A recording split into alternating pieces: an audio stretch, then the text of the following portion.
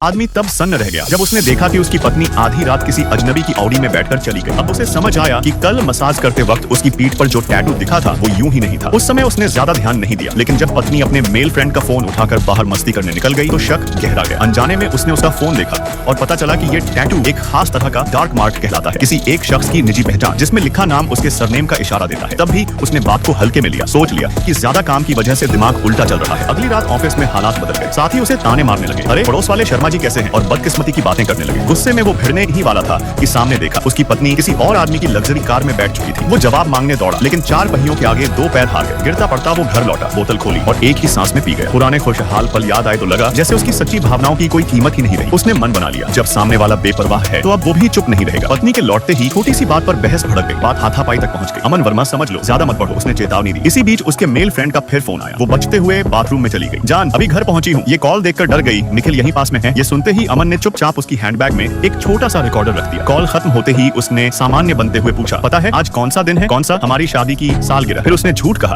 कि 3 दिन बाद उसे बाहर जाना है और सलाह दी कि वो कम पिए, जल्दी घर आया करे। उसी रात उसने एक ग्रुप बनाया ससुराल वालों और करीबी रिश्तेदारों को जोड़कर और बताया कि 3 दिन बाद उनकी एनिवर्सरी है। सबको आने का न्योता दिया, सबको सख्त हिदायत दी, ये सरप्राइज रहेगा बेटा, बहुत सोच समझ कर किया है। सास ससुर खुश हो गए, हम जरूर आएंगे। तीसरे दिन अमन ब्रीफकेस लेकर निकला, जैसे ट्रिप पर जा रहा। असल में वो पास ही रुककर सब रिकॉर्ड करने लगा। नीचे रिश्तेदार, सास ससुर और एक और चौंकाने वाली मौजूदगी पत्नी के मेल फ्रेंड की पत्नी सब पहुंच चुके थे। सबके इकट्ठा होते ही अमन ऊपर आया और कॉल किया, यार एक जरूरी फाइल घर रह गई है, दरवाजा खोल देना। मैसेज पढ़ते ही वो घबरा गई, हाथ में चांदी का कड़ा था। चीजें संभालते संभालते बदहवास हो गई। तभी दरवाजे पर कदमों की आहट आई, कैमरा ऑन था। अमन ने मन ही मन कहा, प्रिया अब तुम्हें मेरा सरप्राइज मिलने वाला है। दरवाजा खुला और सच सबके सामने आ गया। वो पल भारी था, दर्द, सन्नाटा और टूटे भरोसे का। अमन के लिए अब कुछ भी पहले जैसा नहीं रह सकता था। अगर कहानी पसंद आई हो तो लाइक करो, सब्सक्राइब करो, अगला पार्ट जल्दी आएगा।